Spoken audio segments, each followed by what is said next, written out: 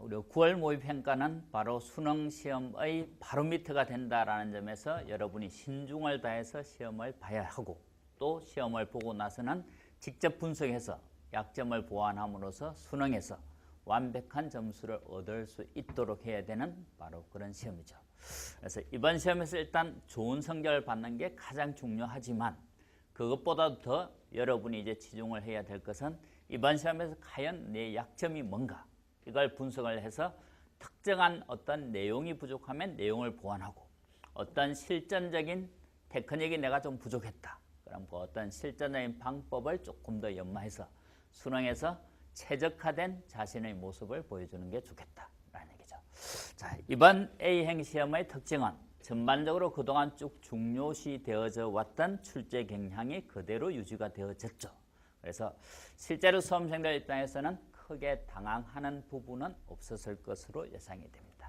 그래서 전체적인 출제 경향도 유지가 됐고 하나하나의 문제도 단원별로 핵심적인 문제가 출제됐다라는 점에서 전반적으로는 여러분이 대체로 잘 치렀을 것으로 예상되는데 이제 그 중에서 21번 미분 문제가 바로 함수의 그래프 계행을 정확히 알아야 된다라는 점에서 좀 어려운 문제였죠. 그게 아마 대체로 모든 수험생들이 어려워했을 문제인 것 같고 그 다음에 나머지 문제는 각자 수험생의 취향에 따라 어려운 문제의 번호가 조금씩 달라졌을 것 같습니다.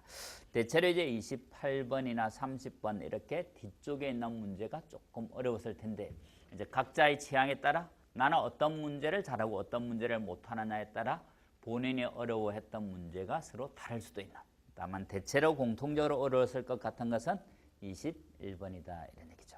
그래 이제 전체적인 출제 경향에서 연계 문제 13번, 14번 연계 문제가 반드시 출제되어졌고 그리고 이제 정맥 문제에서 잠시 사라졌던 수학적 기납법이 다시 돌아왔다라는 점에서 수학적 기납법이 또 출제될 수도 있을 것 같다라는 얘기고 수학적 기납법이 아닌 다른 정맥 문제가 출제될 것에도 대비를 해야 된다는 얘기죠.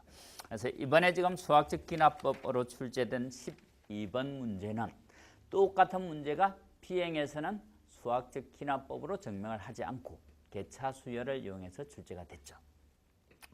그리고 이제 이번 시험의 특징이 방금 똑같은 문제가 문과 A행 시험에서는 수학적 기납법으로 B행에서는 개차 수열을 이용해서 증명을 하듯이 똑같은 문제가 서로 다른 방법으로 A, B행에 출제된 유형도 있고 또 문제의 본질은 똑같은데 다루는 대상이나 내용을 약간 달리 또는 표현을 약간 다르게 해서 A, B행에 출제된 문제도 있고 예전 시험과의 차이가 A, B행의 완벽히 공통적인 문항수는 대폭 줄고 거의가 없죠.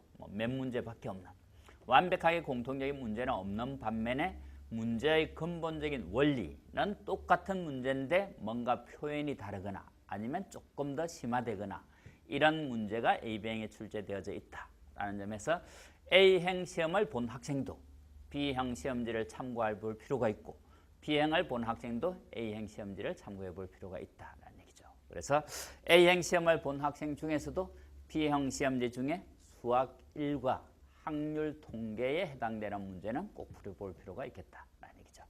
그래서 우리가 이번 시험의 해설은 1번부터 쭉 해설을 하는 게 아니라 어려운 문제, 요 11문제를 선생님이 해설을 할 건데 이 해설을 하면서 예전의 해설 경향은 그냥 여기서부터 쭉 이어서 이렇게 번호 순서대로 해설을 했다라고 하면 이번 시험은 A형과 B형 수험생이 또 참고를 할 수 있게 또 단원별로 교과목별로 어떤 게 나왔는지 여러분이 쉽게 볼 수 있도록 수학 1, 확률, 통계, 미적분 이렇게 나누어서 해설을 하도록 하겠습니다. 그래서 이 11문제 중에서 수학 1에 해당되는 해설 문항이 이렇게 5개, 확률, 통계에 해당되는 게 3개, 미적분에 해당되는 게 3개. 그래서 여러분들이 반드시 B형의 수학 1과 B형의 확률, 통계 문제도 해설을 꼭 참고를 하시기 바랍니다.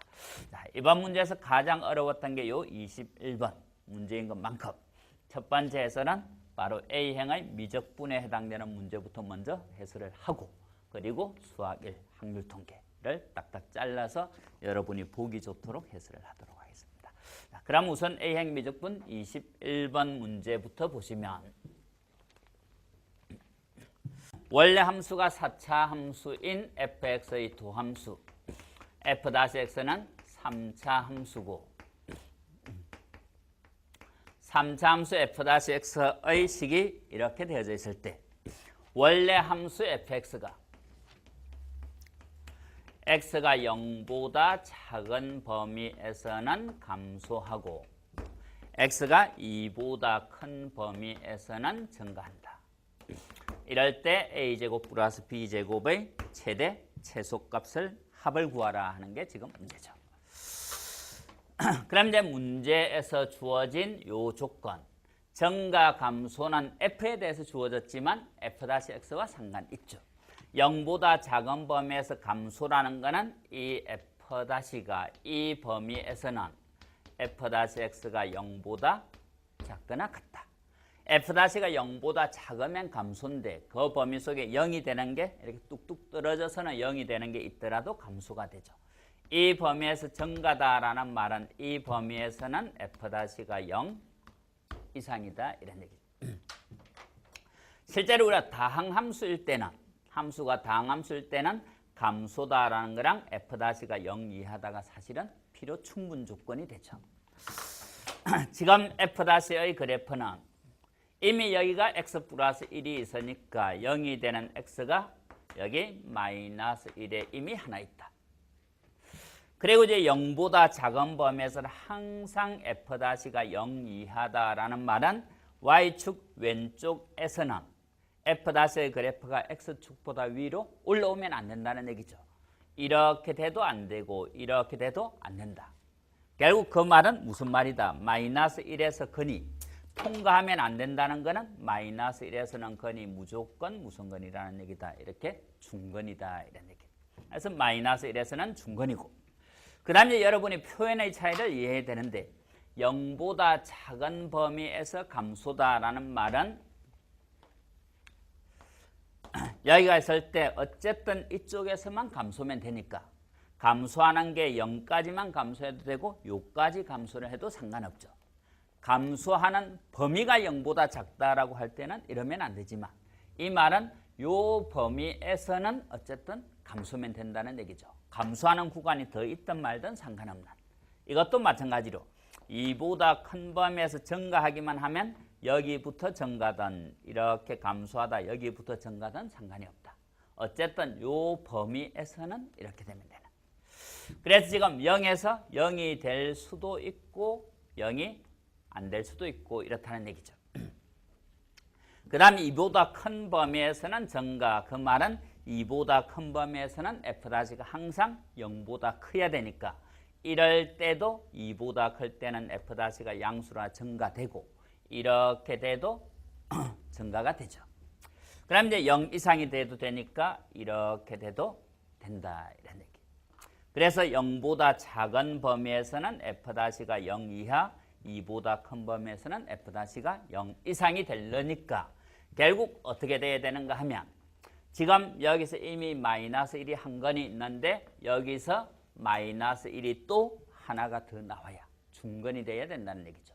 이 3차 방정식 건이 마이너스 1 알파라야 되는데 알파가 바로 어디 사이에 있다는 얘기다. 0과 2 사이에 있다.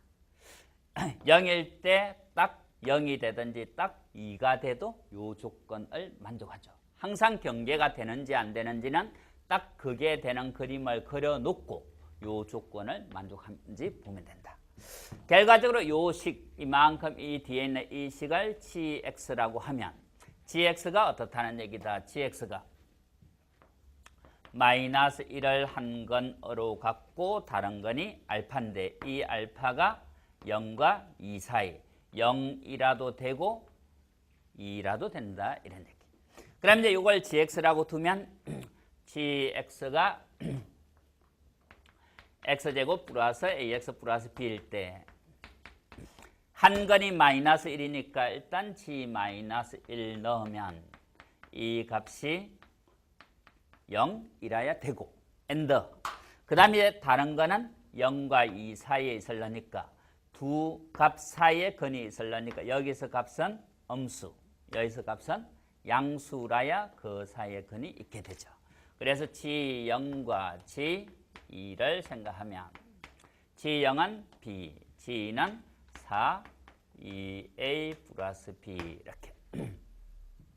이 값은 음수고 양수인데 아까 얘기했듯이 딱 0이 돼도 되죠. 2가 돼도. 그래서 항상 경계값이 등호가 들어가는지 안 들어가는지는 딱 그게 되는 그림을 그려놓고 되는지 안 되는지 판단해야 실수가 없다. 그럼 결과적으로 A, B가 만족하는 식은 요거인데 우리가 구하는 거는 이거 최대 최소. 그래서 영역에서 최대 최소로 문제를 해결하기 위해서 A, B 이렇게 그려보면 B가 A-1이다. A, B가 요 직선 위에 있다는 얘기죠. 바로 A-B-1은 0 하나 똑같죠. 그 다음 B가 0 이하, B가 0 이하는 바로 X축 아래. 그러니까 요 직선 중에서 요만큼만 된다. 그리고 그 중에 B가 -2A, -4보다 크다. -2A, -4니까 여기 -4 이렇게 지나면 여기가 -2, -4 이렇게 돼. B가 크다니 이 직선의 위쪽. 지금 여기는 부등식이지만 여기는 등호니까 요 직선에 있는 것 중에서 요 부등식을 만족하는 거. 그래서 이 직선 위의 점 중에서 X축 아래 이 직선의 위쪽이니까 결국 되는 점이 여기서 요까지다 이런 느낌. 그럼 이제 A제곱 더하기 B제곱은 뭐로 생각하면 되는가 하면 OP의 제곱, 즉 원점에서 PA, B 사이의 거리의 제곱이다 이렇게 생각하면 돼요. 원점에서 거리가 가장 멀 때 최대, 가장 가까울 때 최소. 그럼 지금 여기가 이 원점에서 거리가 가장 가까울 때는 바로 이렇게 수직일 때니까 한 점에서 직선까지 거리 공식을 쓰면 루트 앞에 개수 1제곱 1제곱 분의 00 하면 요거죠. 거리의 최소값이 루트 2분의 1이니까 이것의 최소값은 제곱을 하면 2분의 1 이게 되는 거고 최대값은 수직인 게 여기 최대는 여기 아니면 여기가 후보겠죠. 지금 여기에서 여기는 1이니까 이 거리는 1 제곱해도 1이고 여기는 이 직선과 이 직선의 교점을 구하면 되니까 B가 -2A -4와 B는 A-1 그대로 빼면 A가 -1, B가 -2 이렇게 나오죠. 그래서 이 점의 좌표가 바로 -1, -2다. 그러면 이 거리 1보다는 요 거리가 더 멀고 거리의 제곱은 1 플러스 4 하니까 값이 얼마라는 얘기다. 최대값은 1 플러스 4에서 값이 5다 이런 얘기죠. 그래서 문제에서 최대 최소값 합을 구하라 그랬으니까 2분의 12이 정답이다. 자, 다시 보면 4차 함수의 그래프 4차식 계수가 양수니까 이렇게 되는데 0보다 작은 범위에서는 감소고 2보다 큰 범위에서는 증가. 요 사이에서는 어떻게 되든 상관없다는 얘기죠.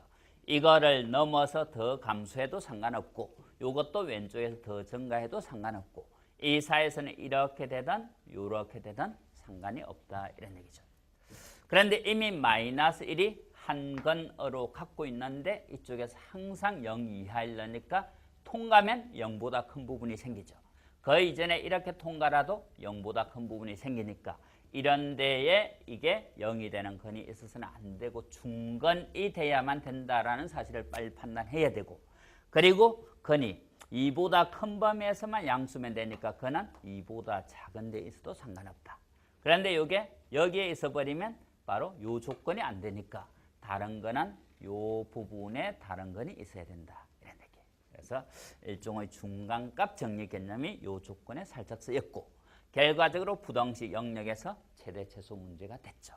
여러 단원이 융합된 문제다. 라는 얘기. 자, 그 다음에 이제 28번 보면 자, 27번, 28번이 미적분 문제네요. 자, 27번은 27번은 뭐 여러분이 어렵지 않게 해결을 했을 것 같은데 이렇게 아주 쉽게 해결했는지 조금 쉽게 해결했는지가 문제겠죠. y는 x세제곱 플러스 2x 플러스 7이 있을 때 지금 f-x가 3x제곱 플러스 이 양수니까 함수가 증가함수죠. 이럴 때 마이너스 1,4에서 접선이 곡선과 다른 점에서 만난다. P가 아닌 다른 점에서 만날 때 이 점 좌표를 구하라. 이런. 그럼 이제 여러분 누구나 풀었을 것 같은 거는 당연히 이게 곡선 위의 점에서 접선이니까 f-1이 접선 기울기라서 일단 기울기와 한 점의 접선을 구할 수 있고 이 접선과 이거를 같다라고 두면 그래 놓고 인수분해하면 마이너스 1을 중근으로 가지니까 인수분해하면 금방 요 근이 나오죠. 그래서 Q를 구하면 되는데 어떤 생각을 해도 되는가 하면 이 접선을 안 구해도 어차피 여기서 접선이다라는 거는 마이너스 1을 근으로 중근으로 갖게 돼 있죠. 그래서 곡선과 직선을 갖다라고 놨을 때 이게 마이너스 1을 중근으로 갖게 되어져 있다. 그 말은 접선도 구할 필요 없고 인수분해도 다 필요 없고 딱 뭐만 생각하면 근과 계수와의 관계만 생각하면 되죠. 근과 계수와의 관계에서 2차식이 없으니까 세 근의 합이 제로. 세 근의 합이 제로니까 다른 한 근이 바로 얼마라는 얘기다? 2다. 이 근이 바로 교점의 x좌표라서 여기가 2 이렇게 되는 거죠. 여기 2는 8, 4, 7 되니까 값이 얼마? 19라서 a와 b를 더하라 그러니까 21이다. 그래서 3차 함수일 때 여기가 알파라면 여기가 베타라고 할 때 이 두 개를 같다라고 놓은 거는 fx는 gx 이것의 세실근이 바로 알파, 베타다라는 데서 근과 계수와의 관계를 쓰면 2알파 플러스 베타는 뭐 이렇게 나오니까 베타를 금방 구할 수 있다 이런 얘기죠. 그 다음에 28번 문제는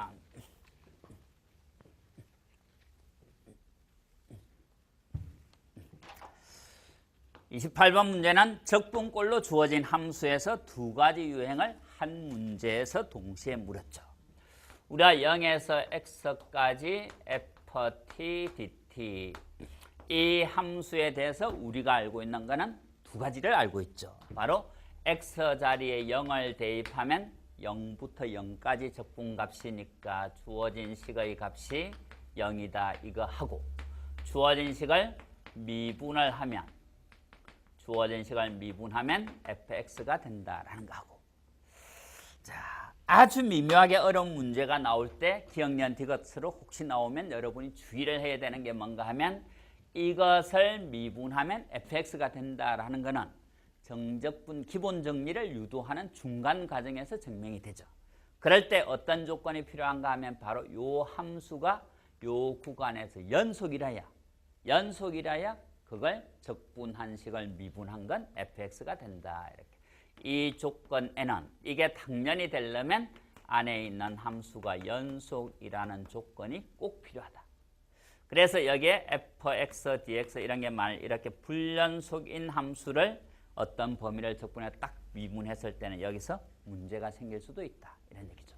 그래서 연속 함수는 적분이 가능하고 적분한 걸 다시 미분한다는 거는 원래대로 돌려놓는 거니까 fx가 된다. 그럼 지금 연속이라는 조건은 어디에 있는가 하면 문제 제일 앞에 다항함수라는 데 조건이 있죠. 문제에서 우리가 다항함수라는 조건이 있을 때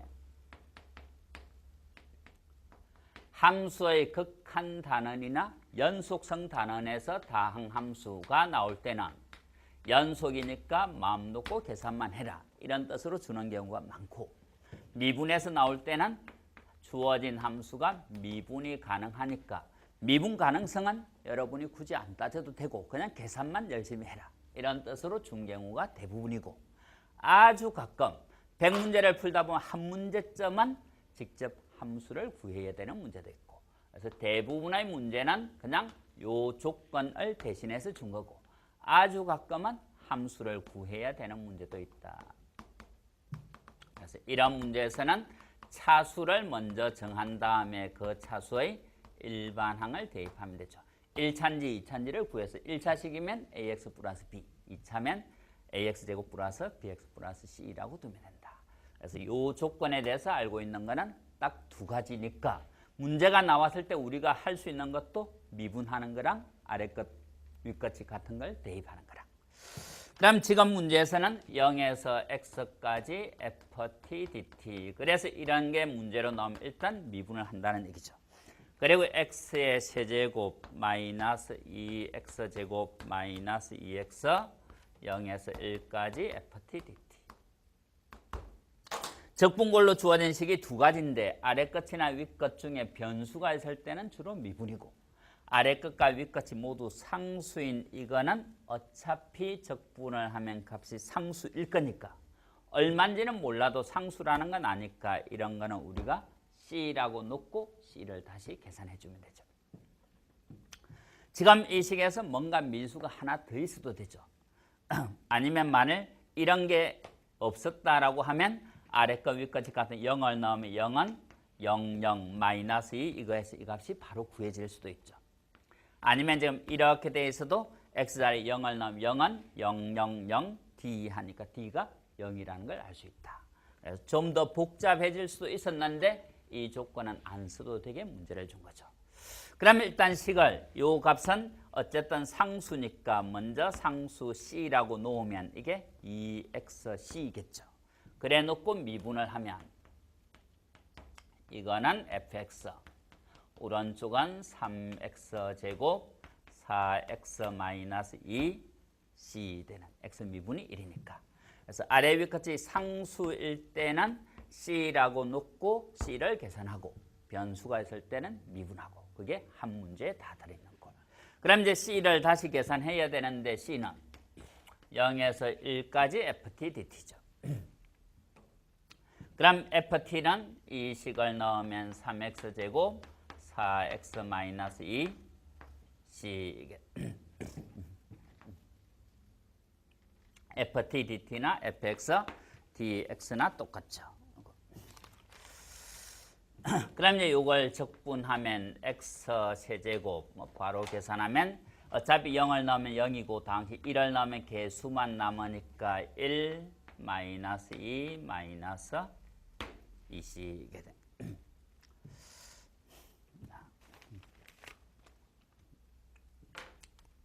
됐나요? 그럼 넘어가면 c가 얼마가 된다. c 값이 3c가 마이너스니까 c는 마이너스 3분의 1이고 문제에서 구하라는 f0은 f0은 0을 넣으면 값이 마이너스 2c니까 여기에 마이너스 2를 하면 곱하면 3분의 2 이게 바로 f0이죠. 그럼 이제 f0이 3분의 2고 60알파 여기에 60을 곱하라는 거니까 답은 3분의 2 곱하기 60에서 답이 40 이게 바로 정답이 되죠. 그래서 이런 게 있을 때는 미분, 이런 게 있을 때는 C라고 놓고 C로 놓으면 끝이 아니라 C로 놓은 상태에서 다시 C 값을 계산을 해줘야 된다. 이런 얘기. 자, 지금 여기에서 보통은 우리가 이걸 C라고 놓고 C를 C라고 놓으면 fx가 정해지니까 다시 넣어서 C를 구하고 이게 일반적인 계산이죠. 원래는 이렇게 해야 되는데 지금은 특별히 보니까 0에서 1까지 적분은 0에서 1까지 적분한 위에 x자리 1을 대입해 볼 수도 있는 이런 계산은 보통 문제에서는 잘 안 쓰이죠. 지금 x자리 1을 넣으면 0에서 1 이게 1 넣으면 1 마이너스 2 마이너스 2 0에서 1 여기에서 이게 넘어가면 이게 아까 우리가 C라고 놓은 거죠. 3C가 마이너스 1에서 2C가 구해질 수도 있죠. 지금은 이렇게 하는 게 이 계산보다 더 간단한데 일반적으로 이런 식이 있을 때는 C라고 놓고 이렇게 계산하는 게 보통 더 일반적인 계산이죠. 이렇게 계산하는 방법 이게 꼭 1이 아니라 뭐 다른 거 있어도 계산할 수 있는. 자, 거기까지 일단 우리가 미적분 문제를 풀어봤죠. 자, 잠시 이제 화면을 바꿔서 또 수학 1과 확률 통계 문제를 풀어보도록 하겠습니다.